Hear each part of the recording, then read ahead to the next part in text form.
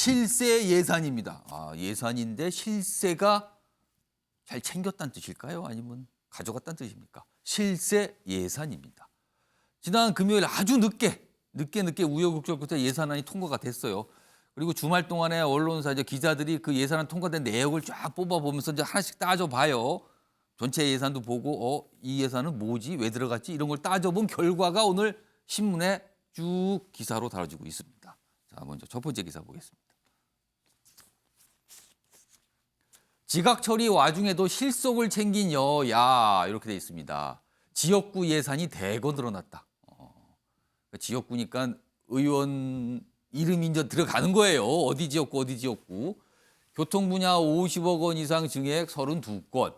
교통이니까 통상 뭐 도로, 뭐 다리 뭐 이런 거잖아요. 아무래도. 그리고 일부 사업 지출 못하는 홍보성 증액도 있다.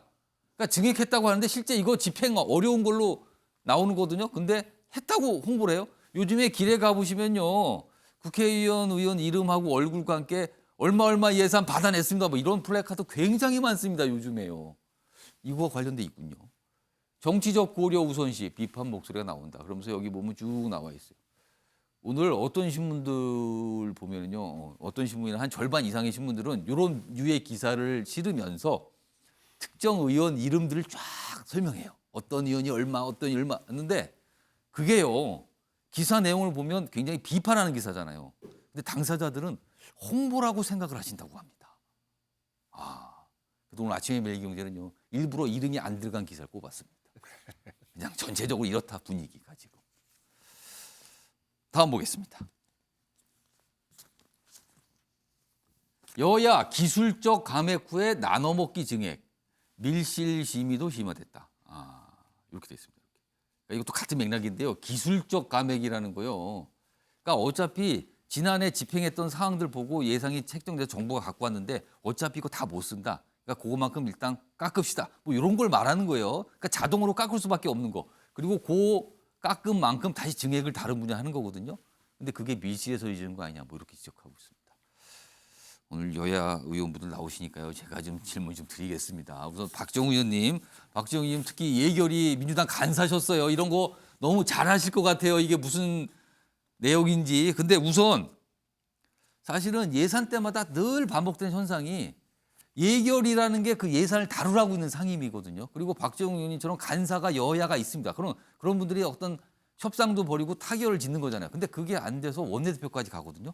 근데 원내대표가 예산안을 통과시키고 타결합니다. 근데 기록도 안 남습니다. 모릅니다. 어떤 과정인지. 이거 어떻게 생각하십니까? 그 영국의 바이런 시인이 예. 아침에 눈 떠보니 유명해졌다 이런 예. 시를 썼어요. 저도 그 크리스마스 지나고 눈 떠보니까는 뭐 기사에도 나오고 그랬다 그러는 오늘 기사에 거예요. 이름이 막 등장합니다. 박정우 의원님 뭐 얼마 가져가셨다 뭐 이런 겁니다. 지금요 예산으로. 근데 제가 그 작년 예산에서도 예. 그 실세 아니었거든요. 그때도 두세 개는 챙겼습니다. 근데 그런 것이 지역구 의원들이 지역의 예산을 안 챙기면 그 누가 챙기겠습니까? 이 과정을 보면 예. 한 3월부터 시작해서 기초단체, 광역단체에서의 예산을 짜고 예. 그 후에 7월에 다시 한번 리뷰를 하고 그러고 나서 9월에 국회에 보고가 되는데 그때 당시에 3월에 짠 예산과 9월 사이에 간극이 있어요. 이때 또 지역에 반영할 것들이 새로 생기기 때문에 할 수밖에 없고요. 또 실제 감역하는 과정에서 정책적으로 필요한 지역사랑 상품권이라든지 뭐 공공 분양이라든지 이런 그 정책적으로 양당이 상의해서 감액하는 부분 또 증액하는 부분이 있고요. 또 한편 또 다른 데에서의 그 진행은 지역구에 대한 예산이 필요한 게 없는가 있는가를 계속 또 따져봅니다. 그러는 과정에서 대부분 한두 건씩이라도 해야지 그 지역이 그 마중물로 해서 발전할 수 있기 때문에 연례적 행사를 이루어지고 있는 거고요. 근본적으로는 이 갑자기 뭐 증액 그 심사에도 없는 게 올라온다 그러는데 그런 건 없고요. 또 기존에 있던 상임위에서 올라온 예산들 중에서도 그런 걸 증액시키려면 기재부가 타당성 검사를 하고 가능성이 있느냐 이런 걸 보지 않으면 증액이 될 수가 없어요. 그래서 그런 과정 그렇지 않으면 그렇게 안 하고 단순히 심의권만 갖고 감액만 한다 그러면 이거는 기재부 정부가 돼버리는 거죠. 예산 전체가 기재부에서 짜고 있는데 그래서 그런 것들에 대한 불효불급한 것들은 감액하고 지역에서 꼭 필요한 것들을 증액하고 국회의원이라는 것이 정부 일도 중앙에 대한 국가 일도 보는 거지만 지역 일도 보는 게 또 예. 지역 국회의원이거든요. 그런 차원에서 봐주시면 좋겠다 이렇게 말씀드립니다. 송석준 의원님도 이런 비판 받으시면 좀 억울하십니까? 뭐 억울할 수도 있고 또 어쩌면은 또 다행이라는 생각도 들고요. 예, 이게 뭐 본인의 판단이겠죠. 예. 어쨌든 이 국회 예산 처리라는 것은 하나의 그 어쩌면 국회 이 우리 의정 활동의 꽃이 어쩌면은 이 한 해 마무리하면서 예산 확보하는 과정입니다. 예. 그 과정에 이제 의원님들의 여러 가지 노력들이 결실로 나타나기도 하고 또 여러 가지 또 변수에 의해서 여러 가지 이제 변화가 올 수도 있는데 예.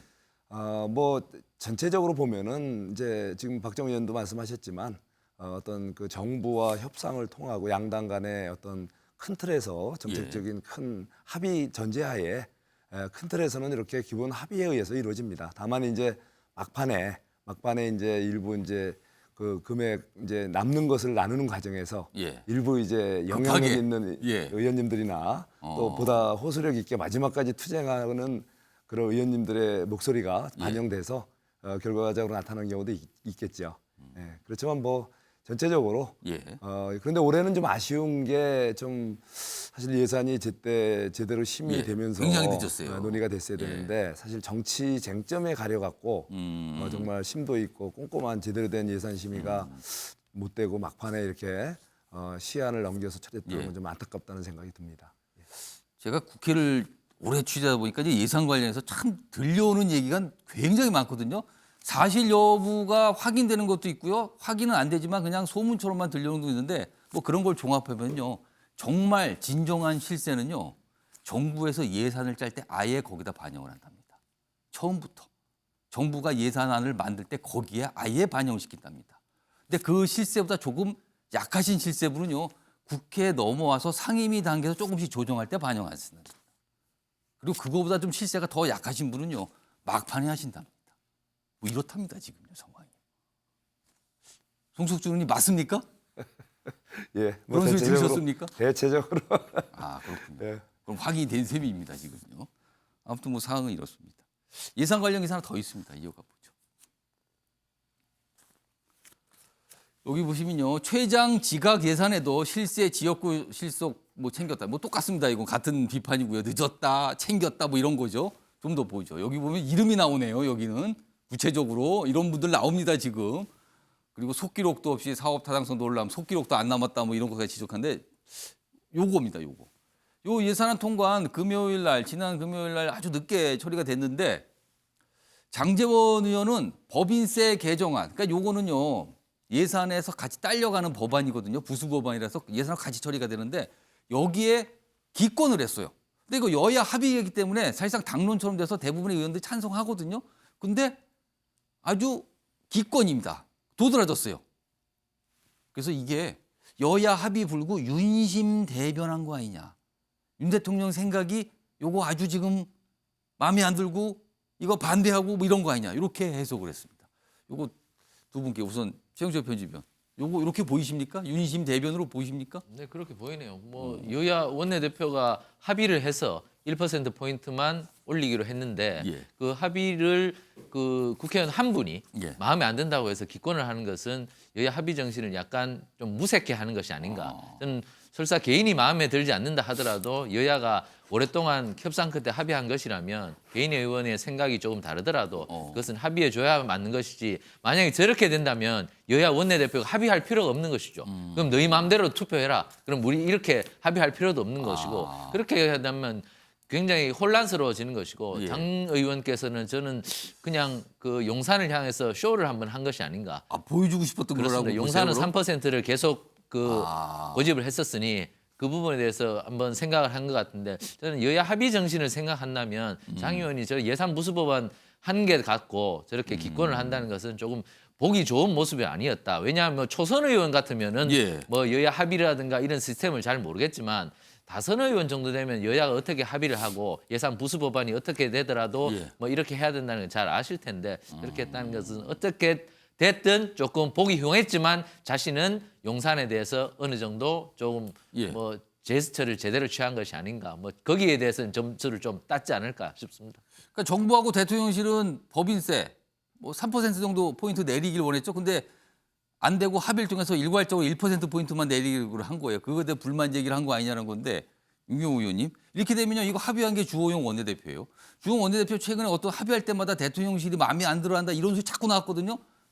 장제원 의원이 기권하는 거 주호영 원내대표가 보셨을 텐데 무슨 생각을 했을까요? 그럼 또 저는 정치적인 의미 해석은 뭐 우리 최 의원이 이미 했으니까 그걸로 넘기고요. 예. 저는 국회의원은 이래야 된다고 봅니다. 음. 국회의원은 헌법기관이에요. 300명이 개별 법안에 대해서는 최소한 자기의 주관과 원칙이 있어야 된다. 아. 더군다나 법인세를 인하하느냐 올리느냐는 정말 본인이 경제를 어떻게 보느냐, 예.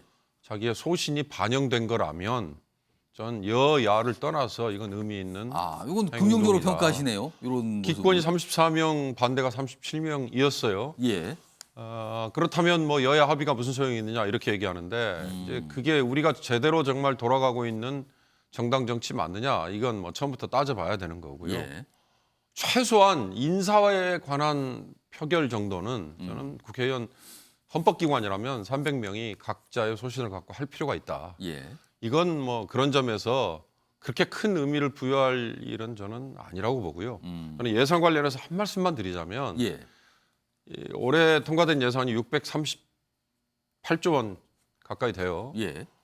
애석하게도 아까 기재부에 의한 예산이라고 얘기를 하셨는데 제가 30년 넘게 기자 생활을 하면서 아는 범위에서는 예. 정부가 짜온 예산에 국회의원님들이 바꾸는 게요 1%가 안 됩니다. 그러니까 삭감 뭐 이런 그 삭감이든 뭐 증액이든 증액은 뭐 사실상 예. 물론 항목별로는 늘리고 다른 항목에서 줄이고 전체는 항상 줄이죠. 예.